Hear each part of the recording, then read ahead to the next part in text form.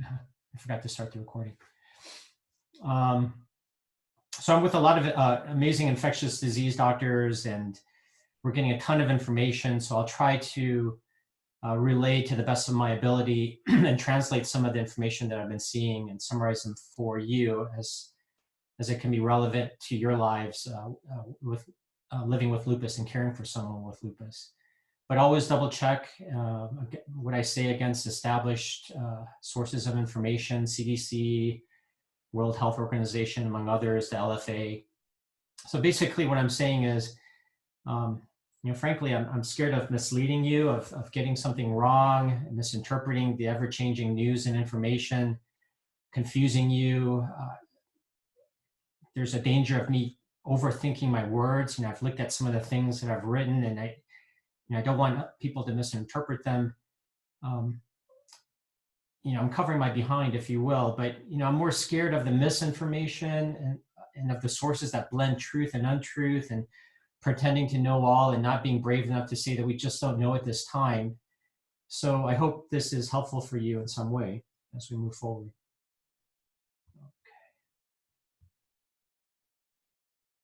So just some basics, and you guys know this, but hopefully I'll add some twist to it that, and not everybody may know and be up to speed on this. So how does a virus spread? It's spread by breathing in respiratory droplets from an infected person when they cough or sneeze, or when they touch their eyes, nose, mouth, and transfer it to a surface that then gets touched by another individual who touches their eyes, nose, or mouth. There is some concern about getting this from the air, but fortunately, unless you're directly in somebody's line of sneeze or cough, this is not like the measles where it can stay in the air for a very, very long time and it's extremely infectious as a result. You should generally be okay if you don't stand closer than a few feet from individuals. These droplets are most important as we know it when they land on surfaces, which we then touch and then introduce to our bodies by touching our eyes, nose, or mouth. And this is by far where you'll have the greatest impact. So you've been hearing it, sanitize surfaces frequently, including your hands. Think of areas you may not normally clean: doorknobs, light switches, drawer knobs, faucet handles, anything someone can touch. Wash your hands with regular soap. Doesn't have to be antibacterial. The common thing is to sing happy birthday twice while constantly rubbing your palms, between your fingers, the back of the hand. And this is just as effective as alcohol-based hand sanitizer, which should only be used when soap and water are not readily available. And there's no need to do both back to back. As you've been hearing, the worldwide progression is occurring rapidly. The red numbers are total confirmed cases. You can see, going here from February 28th to March 3rd, March 16th, and March 20th. The white numbers are total deaths, and the green numbers are total number of those recovered from an infection. And so look how quickly the red or confirmed numbers are rising. Don't let the size of the red areas on the map fool you. They had to change the scale of those red areas on the March 20th map. Otherwise, it would just get bigger and bigger blobs of red that don't really make much sense on the map. So the symptoms of COVID-19 ranges from very mild flu-like illness with cough to severe pneumonia that may require mechanical ventilation for life support. And although you may be hearing most have mild symptoms, a not insignificant percent are severe. And when you think about this on a large level, we're talking perhaps even neighborhood, but certainly city, state, country, and have larger and larger numbers of people being infected, the smaller percentage of severe patients become larger and larger in terms of total numbers. For example, if 10% of 10 people get really sick, we're dealing with one person. But 10% of 1 million people becomes 100,000. And as you're hearing, we just don't have the capacity to manage too many more really sick people. And this is happening already in Italy and other countries, especially in Europe. And it's close to happening in some cities in the US. And it's also getting very close, if not already, in Georgia. You've been hearing about Phoebe Putney Hospital in Southwest Georgia, and they're already trying to manage an outbreak there. They've blown through protective equipment that was normally designed to be there for months in a matter of a few days. And Atlanta hospitals are getting closer to the brink. So this is a figure of diagnosed of cases over time in blue. And then if you just add up all the cases before that, the total number up to that point is what's in orange. In Georgia, as of that current status where that circle is as of Thursday, March 19th. Total cases were 288 at that time. You can see the trajectory of how many more we expect just in the coming few days. And what I've seen in the news of total number of confirmed cases in Georgia certainly reflects what we are expecting to happen, and that's this rapid rise. As of a few hours ago, I'm seeing reports of 620 confirmed cases in Georgia. Some of this is due simply to more testing and confirmation of cases already out there, but there are clearly new infections occurring, and that will continue to rise. And although most may not require hospitalization, the total number of those who do will also continue to rise.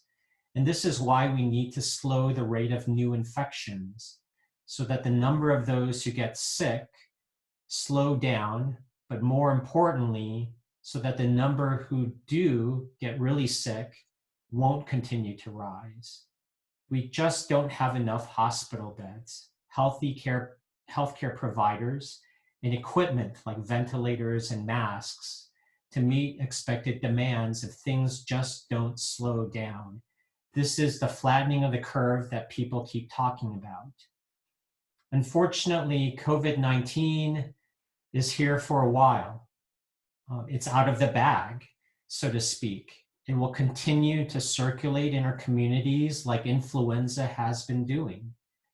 But there are many important questions that remain. We don't know how warmer temperatures in summer will impact the virus. Influenza generally doesn't like it, but we also have had spikes of influenza during warmer months. We just don't know how much immunity people develop after being infected and recover. We don't know how much the virus will mutate or change over time. We don't know if those with lupus will respond differently or how our various lupus treatments may increase or decrease risk. Now, it's understandable that all of this uncertainty may increase anxiety and fear, and I want to be realistic, but also don't want to overwhelm you.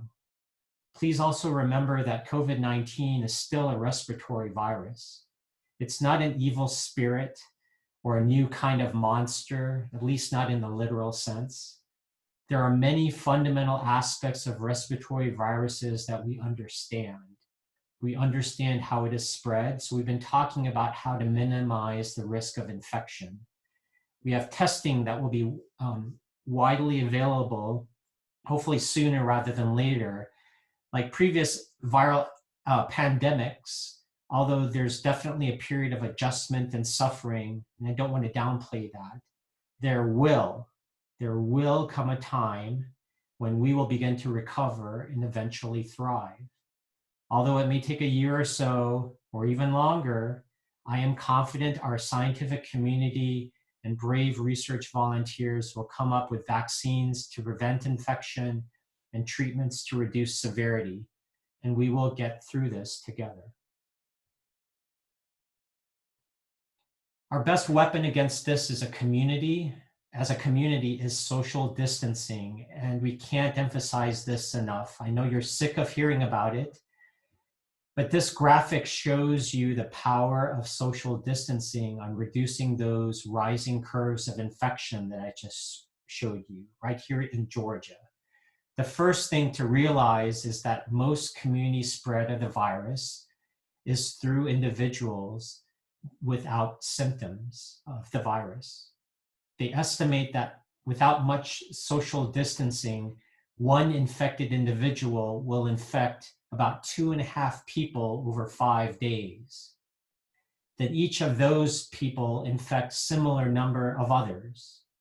In this scenario, 406 people are projected to be infected over 30 days.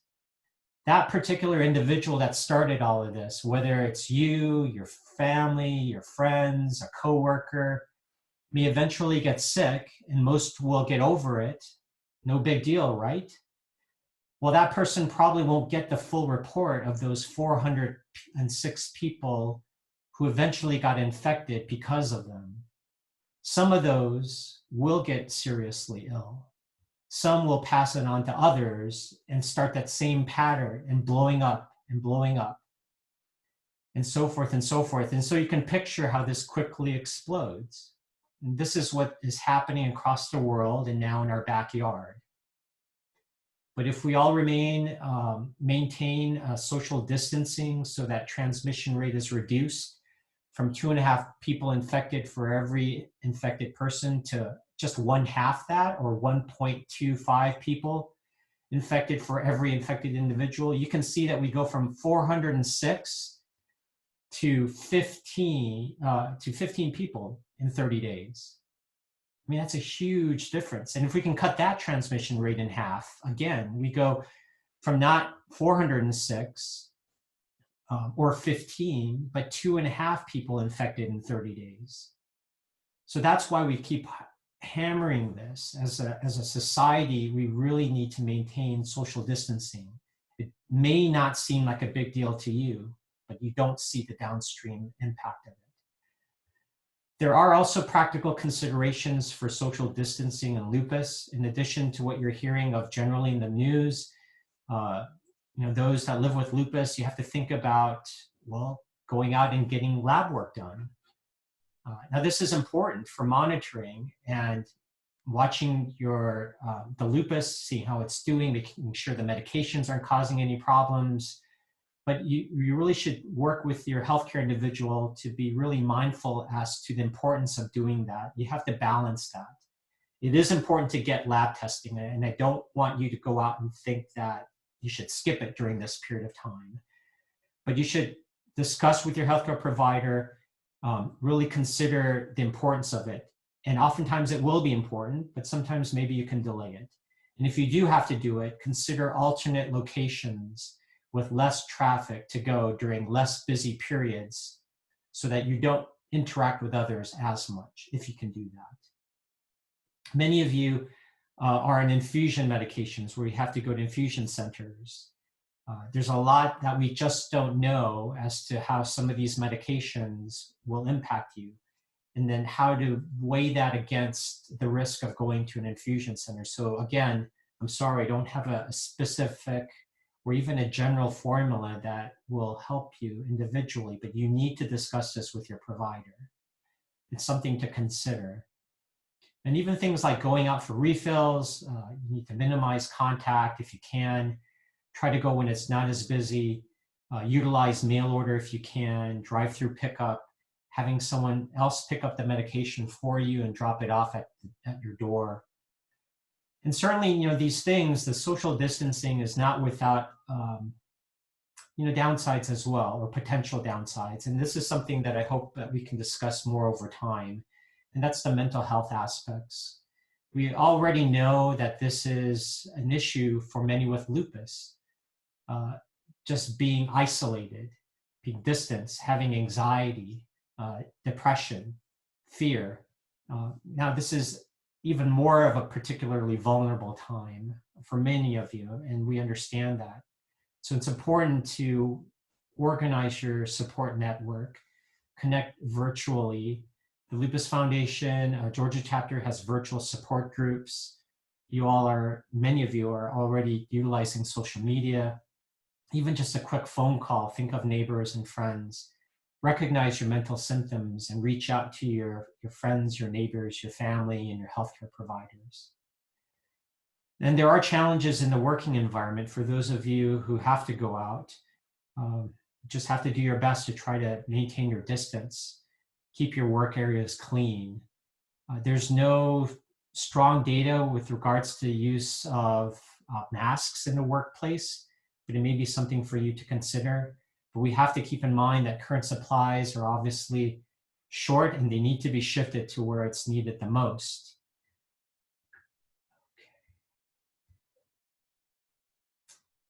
So switching to some symptoms, you've heard this as well, but just to underscore it, fever, cough, shortness of breath are important, but also we've seen a lot of myalgias or muscle aches and diarrhea. So one of the obvious challenges here is that some of these symptoms can occur in a lupus flare, and they can also be side effects of medications. For example, diarrhea can happen when you're in higher doses of mycophenolate or Cellcept. And remember, we're still in flu season, and now we're going into allergy season. So until we have a widely available, fast, and accurate test for COVID, we won't know for sure if a cough is COVID-19 or not. So in the meantime, what do we do if someone with lupus develops any of these symptoms? Well, the first thing is to remain calm. If symptoms are relatively mild, contact your healthcare provider, be patient, and monitor your symptoms. Consider if these symptoms appear to be very similar to previous lupus flares. This may not always hold true, but for example, if you get a muscle ache often and you have them fairly frequently as part of your lupus flares, and you get something very similar in nature to what you've had before, I wouldn't jump automatically to that. You're really trying to look for especially fever and pulmonary symptoms or lung symptoms, a coughness, a shortness of breath, in conjunction with those things as a flag for COVID. So consider monitoring carefully, especially for worsening or if other new symptoms develop, and certainly reach out to your healthcare provider for any questions.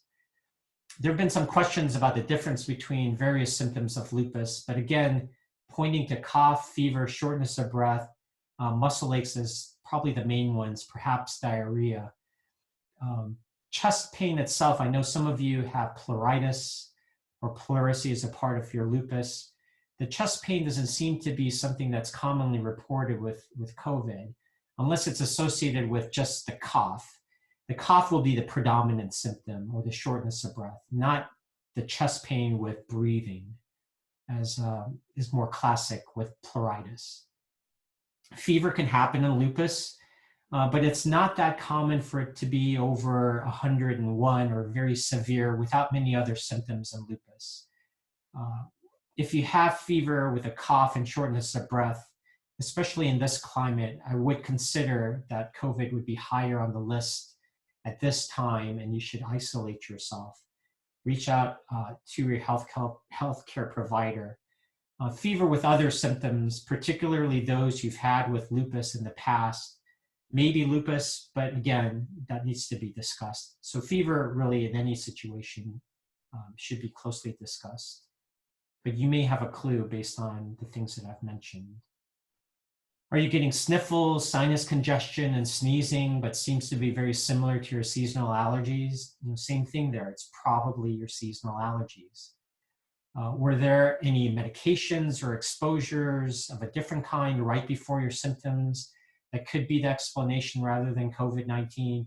These are important clues not only for you, but to relay to your healthcare provider to help figure this out. And even if it is a COVID-19 infection, you may get over it over time. There is no information yet to suggest that those with lupus may have different symptoms or should be treated any differently than that with the recommendations for the general public. And remember, we don't want you to go to visit the doctor's office, urgent care, or ER unnecessarily to increase the chance of infecting others or get the infection yourself. But at the same time, balancing that, those with lupus have potentially complicated situations, and we do need to monitor you more carefully. So as it relates to COVID-19, the symptom that's probably most concerning is rapidly worsening shortness of breath or severe cough. You should seek medical attention for this and other severe symptoms. There are symptom calculators being developed by CDC. And then there's also one recently that was brought out. I haven't had a chance to look at any of these closely, but Augusta University or the old MCG, along with the Georgia Department of Public Health, they have a specific one too. Links should be forthcoming on the LFA Georgia chapter site, along with other trusted sites, but be on the lookout for that. Most people develop lupus at a younger age. Earlier in the virus spread, it was thought that younger people were not as impacted, but the data from the US shows that this is not true. Just under half of the hospitalizations are in relatively younger individuals. So just another plug for the younger individuals here and those suffering with lupus to be extra vigilant still. And also we're seeing death rates for men twice that of women at every age category in the US. It's a big mystery. This should remind us of our brothers who also have lupus. It doesn't change any recommendations for men with lupus necessarily, but it does further underscore the importance of these general recommendations for them.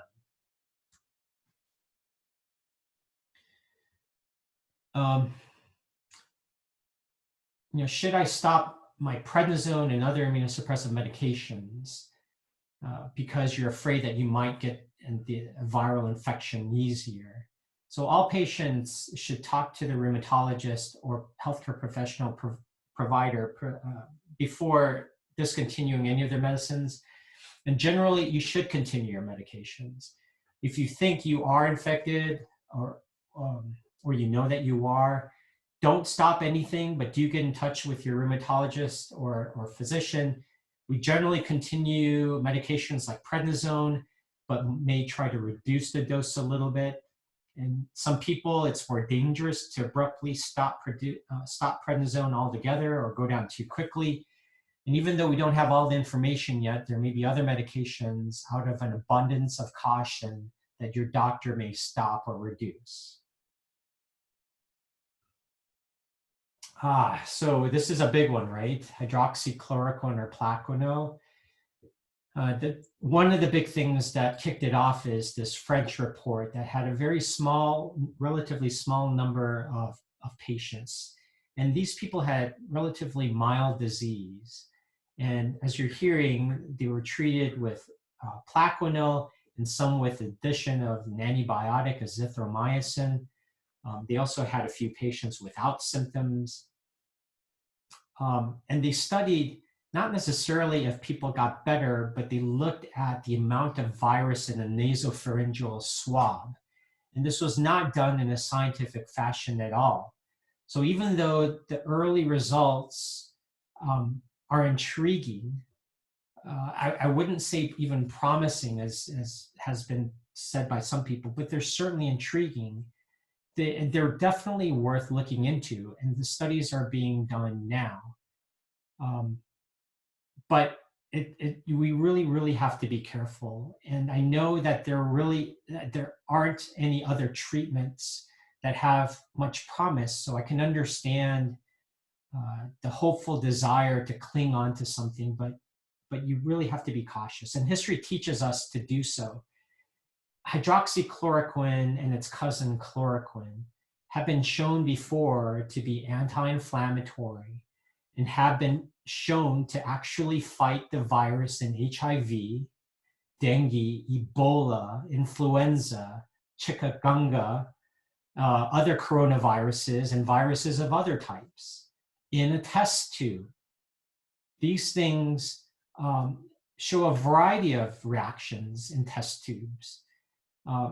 But they have consistently failed when being tested in real life patients. And in some cases, they've actually worsened symptoms and delayed viral clearance.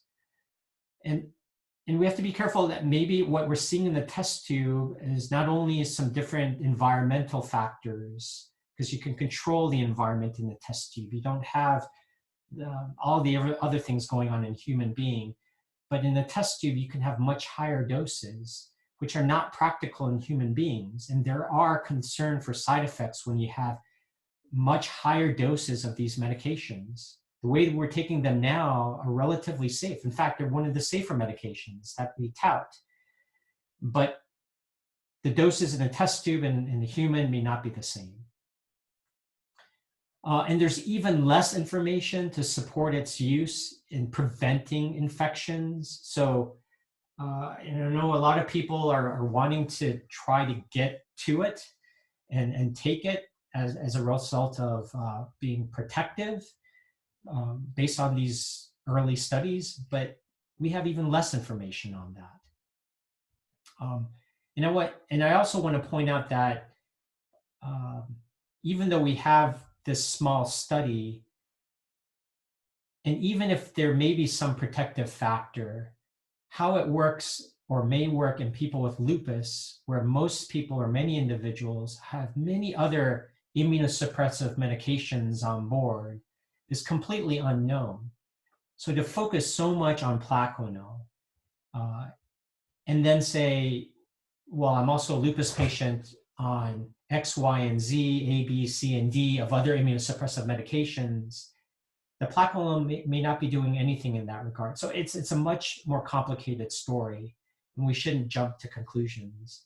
And there have been desperate attempts to get at these supplies, and as I'll talk about in a second, supplies are running low in some places based on this very initial data, to the point where I've heard stories of people ordering chloroquine from fish tank distributors.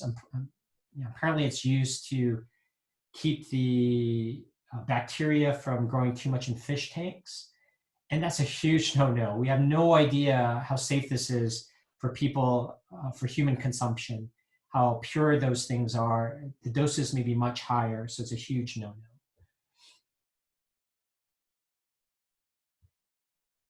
I understand there's already a shortage of Plaquenil out there in many places, and hospitals and pharmacies are beginning to put restrictions to protect supply. And if you've been on it for a while and benefiting from it, I think many doctors would agree you should be given priority to continue, but realize that you are not at an increased risk for getting the virus if you happen to run out for a little bit. We don't know if Plaquenil or hydroxychloroquine works or not. I can't say that enough. And so we should continue to act like we would have before this crisis. 2 months ago, if there was a Plaquenil shortage, we would be upset and look to fix it.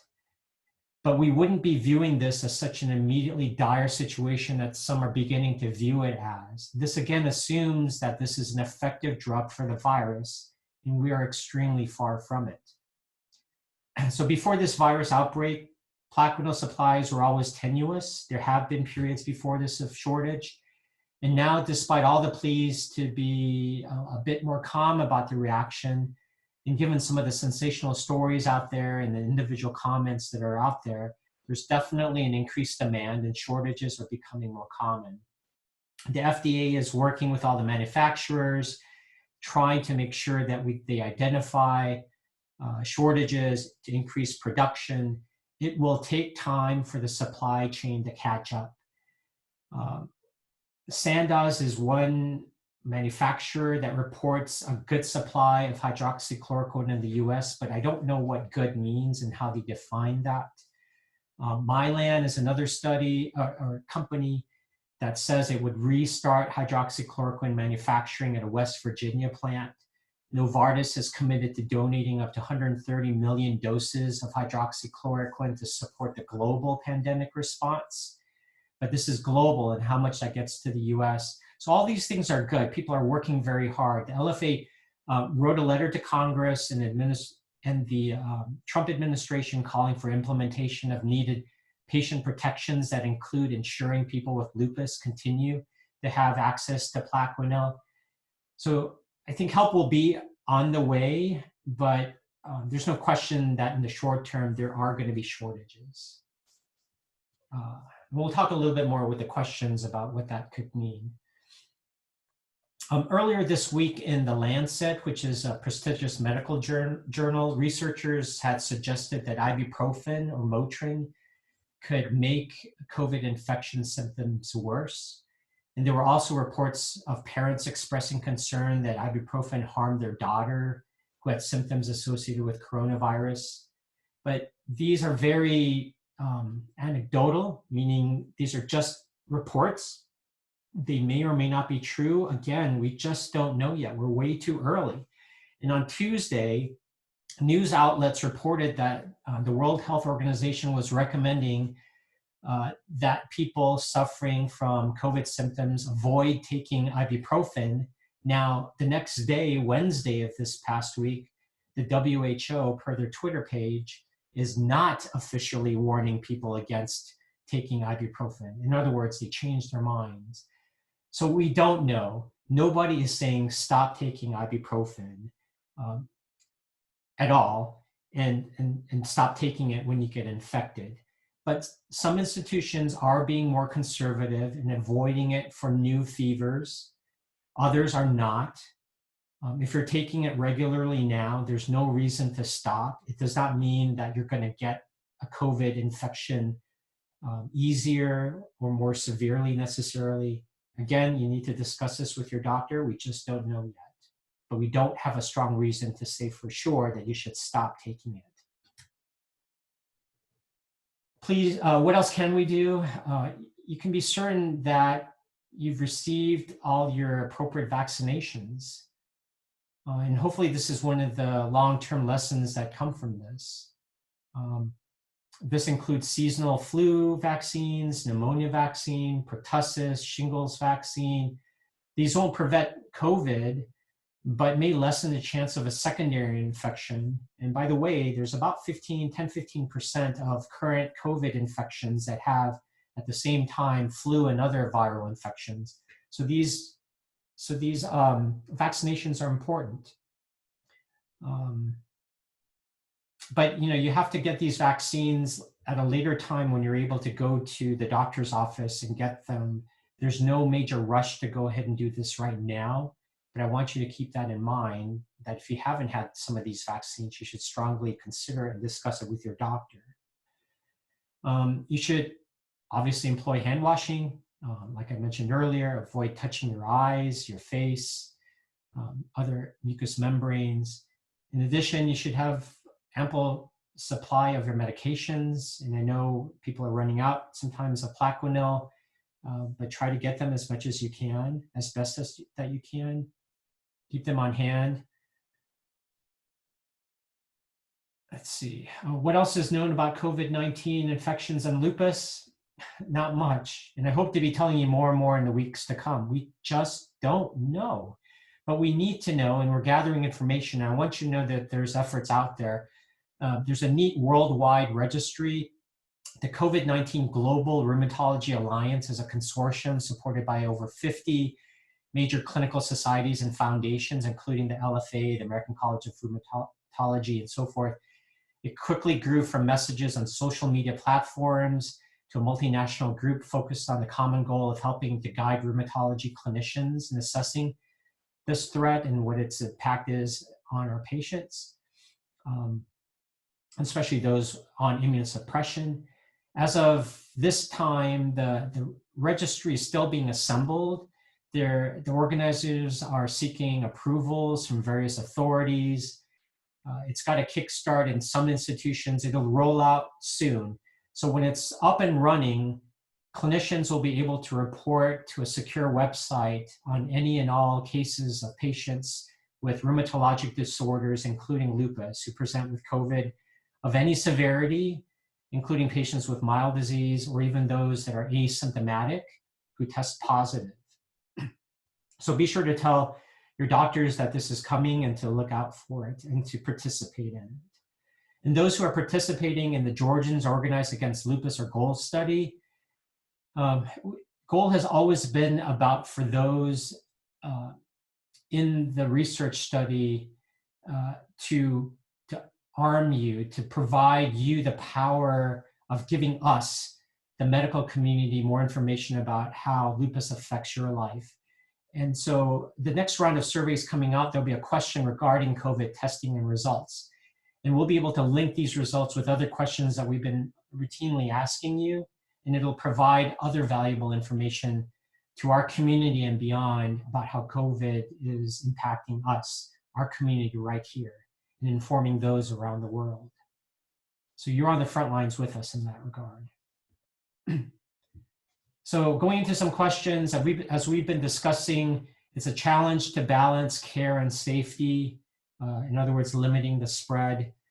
Many practices, when we, I'm sorry, many patients are asking some of these questions about, how do we get the help when all the focus is on COVID-19? So know that the healthcare system is big. It usually reacts slowly, and it's having to change very quickly now, but it is changing. And many hospitals and practices are switching now as quickly as possible to telemedicine, where we would be able to interact more safely with you via phone and video platforms. This has not been easy. There have been limited use of telemedicine before. There was an emerging effort, including work through the GCLEA, but it's also been tempered by different rules and regulations, and people were not as focused on bringing it up to speed as quickly as we wanted to in the past. And now it's completely different. And we've had to literally overnight, practically over a weekend or over about a week or so, to change how we practice medicine.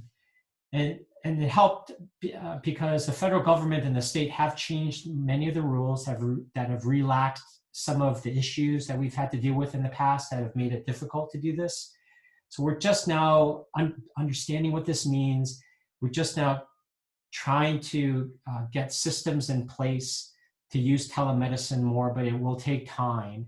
It's a huge and complicated system, but I think it will quickly get up to speed so that it will provide more personal and rapid, even more rapid than what you've had before, care to those that suffer with lupus. So hopefully it'll improve in many ways that you didn't think about much before in the coming weeks. Can the virus become resistant to Plaquenil if I've been taking it for a long time? And first of all, as I discussed, we don't know if Plaquenil works, how it works, and if it works, what the best situations to use it in are. But if you want to talk about resistance, don't worry about that. Viruses and bacteria can become resistant to medications after long exposure, and then can adapt to overcome the effects of those medications, like antibiotics, right? But the COVID-19 virus is relatively new, so it won't have had much exposure to Plaquenil yet. So whether you've been taking it a short or long time, it has nothing to do with resistance in the spirit of this question. There were a lot of questions that asked very specific questions, that talked about very specific circumstances that I'm sorry that I was just not able to answer. So I just used this slide to apologize. If you did take the time to ask very important questions, but I was just not able to craft them in a way that was generalizable. But I did try to insert a lot of those topics, if you will, in the previous slides, and certainly there'll be more discussion to come. Can the virus become, I'm sorry. Yep, that's the same question. I'm going to end, and I'm over by 15 minutes. This is just to remind you that there will be more information on the Lupus Foundation of America Georgia chapter website, lfaga.org.